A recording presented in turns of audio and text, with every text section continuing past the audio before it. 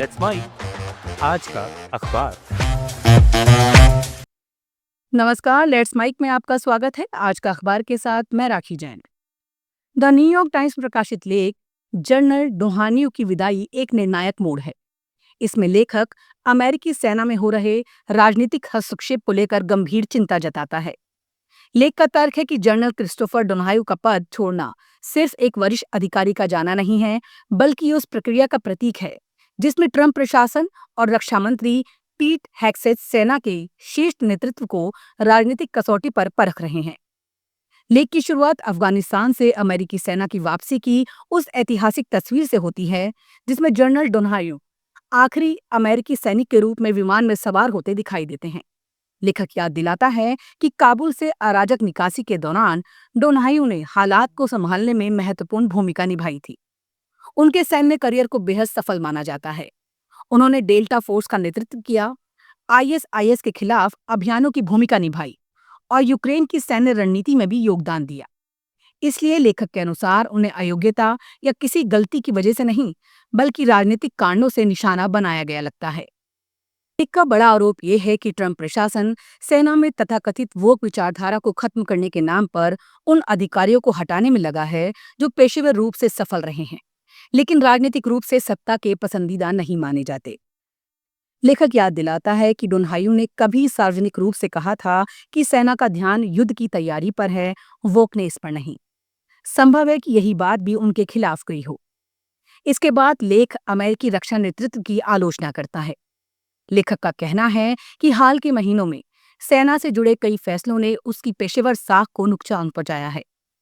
Iran के साथ संघर्ष, सैन्य सूचनाओं के लीक होने के आरोप, फ्लू वैक्सीन नीति में बदलाव और सैन्य अभियानों से जुड़े विवादों को उदाहरण बनाकर लेखक कहता है कि समस्या केवल कुछ अधिकारियों की विदाई नहीं, बल्कि पूरे संस्थान पर बढ़ता राजनीतिक दबाव है।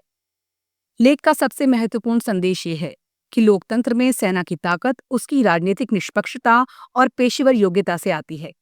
अगर अधिकारियों के उनके प्रदर्शन के बजाय राजनीतिक निष्ठा के आधार पर हटाया जाने लगे, तो धीरे धीरे सेना के भीतर डर, चापलूसी और पक्षपात का माहौल बन सकता है।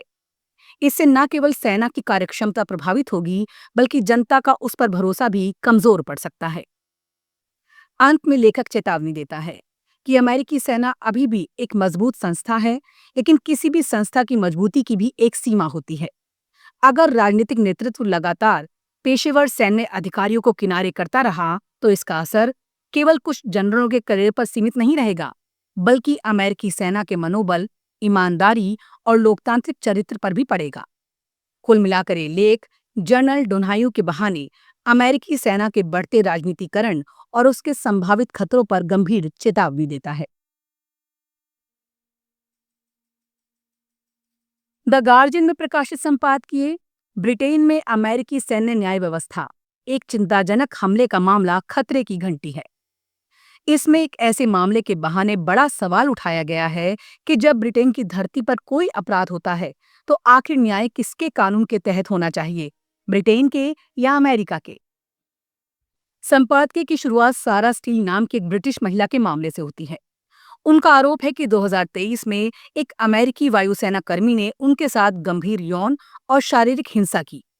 घटना ब्रिटेन में ड्यूटी के बाहर और सैन्य अड्डे से बाहर हुई थी।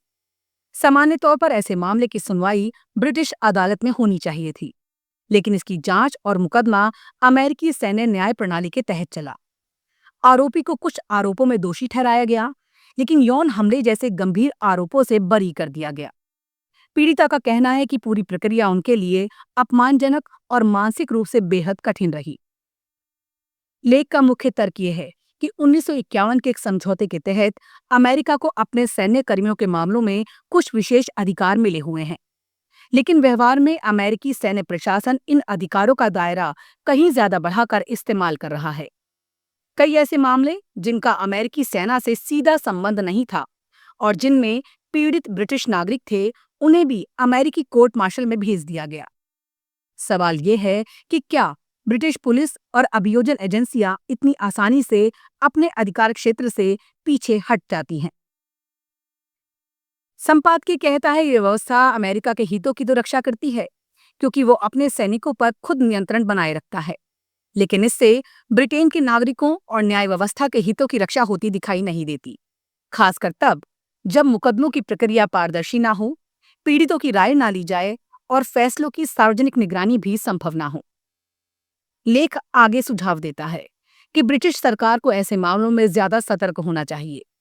यदि कोई अपराध सैन्य अड्डे के बाहर हुआ है और उसका पीड़ित ब्रिटिश नागरिक है, तो मामला अमेरिकी सैन्य अदालत को सौंपने से पहले पीड़ित की राय ली जानी चाहिए और उस फैसले का स्पष्ट रिकॉर्ड भी रखा जाना चाहिए।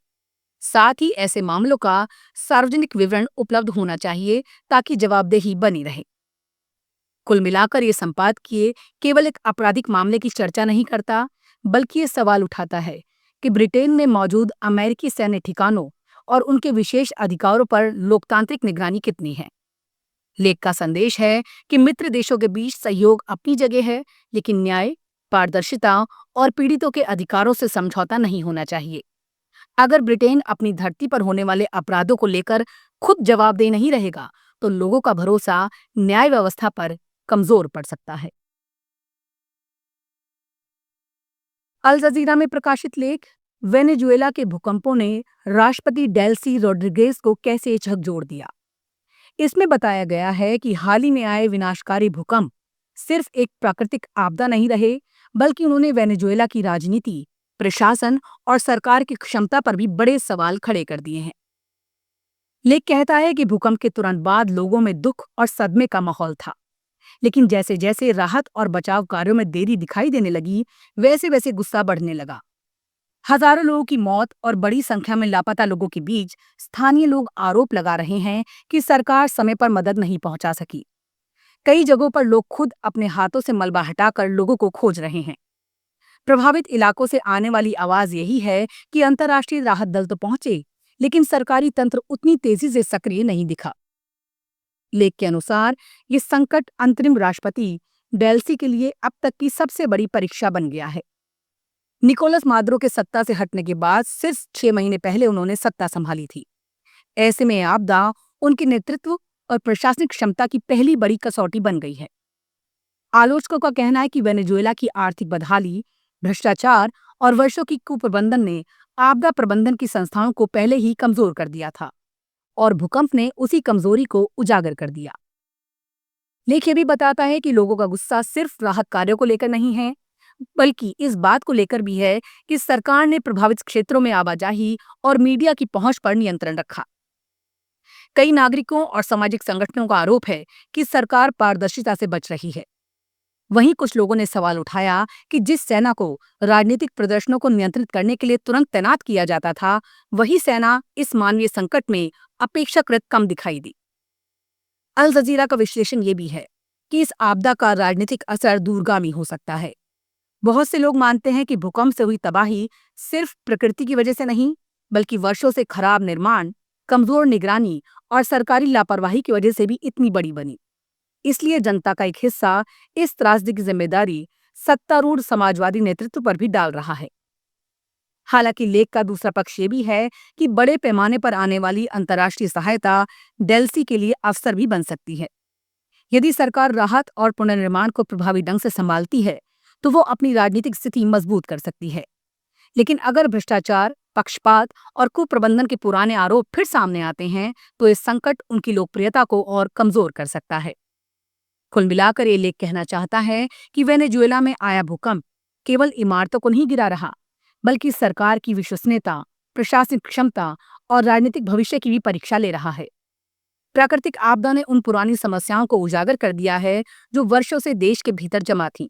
और अब ये देखना होगा कि डेल्सी रोड्रिगेज इस संकट को अपने लिए चुनौती बनाते हैं या अवसर। नमस्कार। आप सुन रहे थे let's mic more than radio. Follow कीजिए हमें हमारे सोशल मीडिया प्लेटफॉर्म्स पर। Marketing strategies, corporate stories, brand building ideas, marketing case studies और इनोवेशन एक अलग पर्सपेक्टिव से, जो आपने कभी नहीं सुना होगा। Let's mic more than radio लेकर आ रहे हैं एक ऐसा ही unique show for all marketing aspirants, professionals, startups and entrepreneurs.